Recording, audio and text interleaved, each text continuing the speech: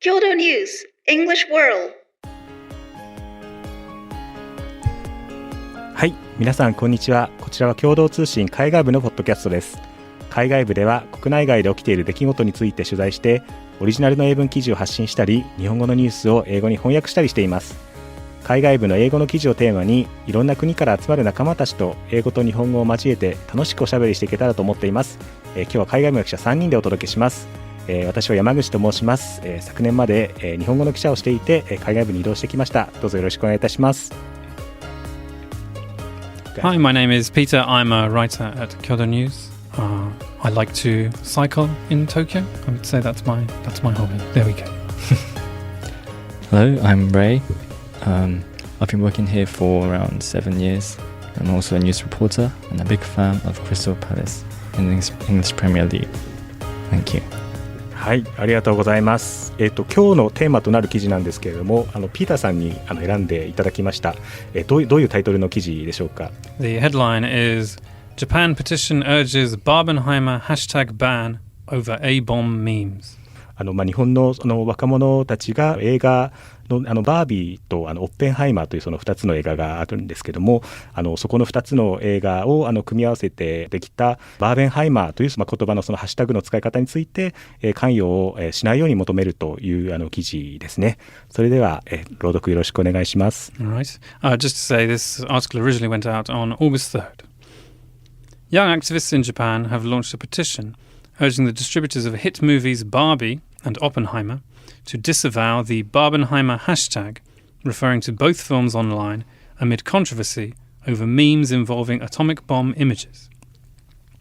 The campaign has garnered more than 17,000 signatures since its launch on Tuesday, amid a backlash in Japan after a social media account of the Barbie movie from Warner Brothers Film Group engaged positively with fan posts, including images of Barbie with a mushroom cloud hairstyle. Audiences in the United States and elsewhere have flocked to see both Barbie, a satirical comedy, and Oppenheimer, a biographical film from Universal Pictures about physicist Robert Oppenheimer, who led the project to make atomic bombs, in an unlikely Barbenheimer double bill inspired by their simultaneous release on July 21st. But the petition says the movement around the hashtag is a clear indication that there is a widespread lack of awareness about the atrocities of atomic bombing, and that the social media activity completely disregards the suffering of atomic bomb victims and survivors. Among its other demands, the petition calls for Warner Brothers to issue an apology on social media for the online activity, and for both companies to take measures to prevent a recurrence.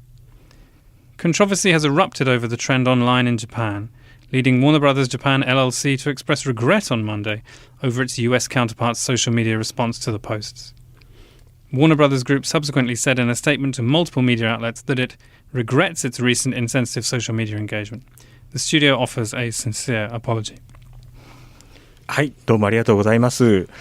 この問題は結構日本と海外での意識の差を反映したというか、なかなかちょっと一筋縄には語りにくい問題だと思うんですけれども、この問題というのはどこがちょっと争点になっているんでしょうか、ピーターさん。So the main issue is perceptions of the atomic bombing inside countries like the United States and in Japan, which is the only country to have suffered an atomic bombing in war. Barbie and Oppenheimer both released on the same day in the United States on July 21st, as it says in this article. And that led to the creation of the Barbenheimer meme, which is what we call a portmanteau, which is a fusing of two words. So Barbie, the Barbie is Barbie, Oppenheimer, Heimer, Barbenheimer. And by associating those two ideas together, it has created a sort of lighter sense of what Oppenheimer's work might mean, and has allowed fans to create content which plays on the idea of these two very contrasting images being together. And so they have made images like, as mentioned in the article, of Barbie's hair photoshopped into a mushroom cloud style image, which makes it look like a hairstyle, and also is referencing Oppenheimer's work creating the atomic bomb. But the problem is that for an American audience, while that is what it is the cloud created by the bomb. What it is from a Japanese perspective is it is the cloud created from the bomb that killed thousands of people, tens of thousands of people. そうですよね。なんかそこの2つの映画が同じ日に公開されたということで、バーベンハイマーというハッシュタグが生まれたわけですけども、やっぱり原爆ってやっぱり日本で歴史を語る上でもなんかすごく重いものでありますし、多くの犠牲者が出た被害が出たものでもあるので、どうしても被爆した当事者のその国から見ると、なんかそういうようなお祭り騒ぎっていうんですかね、なんかそういうものがすごくどうしても軽く見られるというか、被爆者の方々とかそういった人たちに対してもなんか失礼なんじゃないかっていう、そういうような感じの感情が生まれるということなのかなと思いました。この辺にちょっと金子くんにちょっと聞いてみたいんですけれども、金子くん昨年原爆のテーマを担当されて、今年はピーターさんが担当されたんですけれども、なぜ原爆っていうところが日本で語る上でやっぱり特別な意味を持つんだというふうに思いますか？ The first thing is that nuclear weapons are considered as an ultimate weapon, which can kill thousands of people. And during that war, in the Second World War, the United States dropped bombs in Hiroshima and Nagasaki on August 6th and August 9th in 1945, respectively.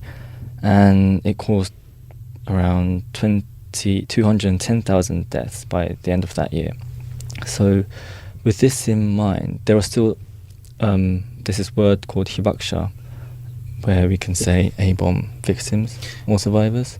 Yes, so hibakusha, this story doesn't use that word. I know that a lot of people listening to this will be familiar with the word hibakusha, but when it comes to writing in English, we tend to use phrases like atomic bomb survivor, or in this article, it mentions that it completely disregards the suffering of atomic bomb victims and survivors. So what that means, rather than hibakusha, which can mean someone who is exposed to the bombing but still alive, but also somebody who was exposed to the bombing and has since died. The use of the word victim and survivor allows us to talk about both types of person. Even Kyodo News' own handbook, its style guide, advises us not to use the word hibakusha in the first reference, and by first reference I mean the first time someone introduces a topic in an article.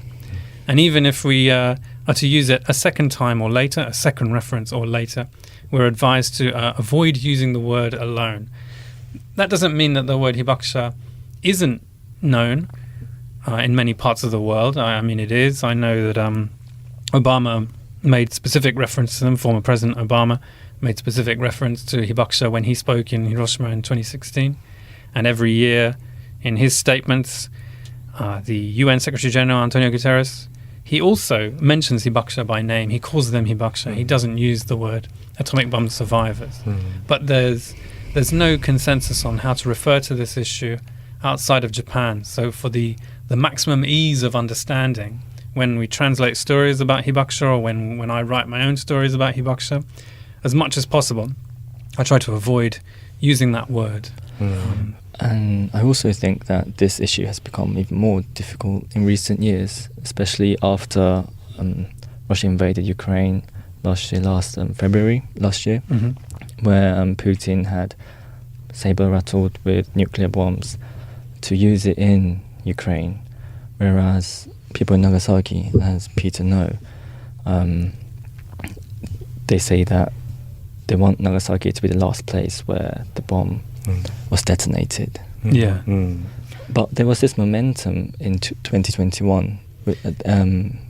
So January 2021 is when the Treaty on the Prohibition of Nuclear Weapons went into force. Although there was this momentum, Russian President Putin had done this, so it has become even more difficult issue in recent years, which I think we need to discuss more about what atrocities it had made to Japan and to spread the word そうですよね。ロシアのそのウクライナ侵攻で、その核の問題に、再び現実的な脅威として、注目が世界的に集まっているわけですけれども、やっぱりそういった問題に対して長崎広島で原爆の経験を持つ日本っていう日本での語り継がれているものその経験というところもやっぱり世界にシェアされるといいのかなというふうに、思いますね。ピーターさん、今年原爆を取材されましたけれども、実際に取材されてみていかがでしたか？ I think as a foreign person, and I'm from a country which, being from the UK, I'm from a country which helped develop the nuclear bomb with the United States. I think that's a very difficult thing to come to terms with. I think, and it's important, I think, for everyone. As a non-Japanese person, my understanding of what it meant to be affected by the bomb was not as deep as I would have liked it to be. But by meeting people who experienced it, or people who have given their lives to calling for peace, I feel immensely privileged to have met those people, and I think that it has changed the way I think about these issues. One of those people is in this article. There's a part I haven't read out, but Miho Tanaka, who is the 28-year-old activist who ran this campaign, she's originally from Fukuoka, but she now lives in Hiroshima and is one of the most vocal anti-nuclear campaigners around today.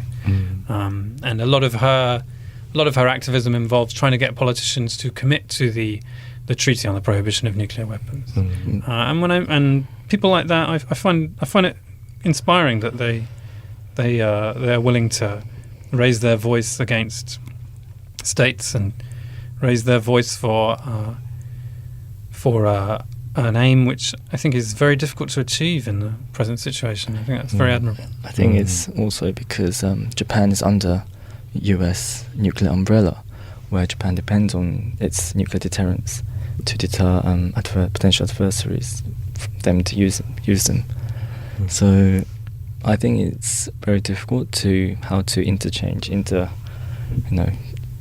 those activist thoughts with the people from the politician side to talk, discuss, and although Kishida admits that as an ultimate goal nuclear abolition is necessary, but in the meantime, with this international affairs going on, Japan is at this very unique position in the world, which other countries have not experienced. So I think there should be some specific role that Japan could do.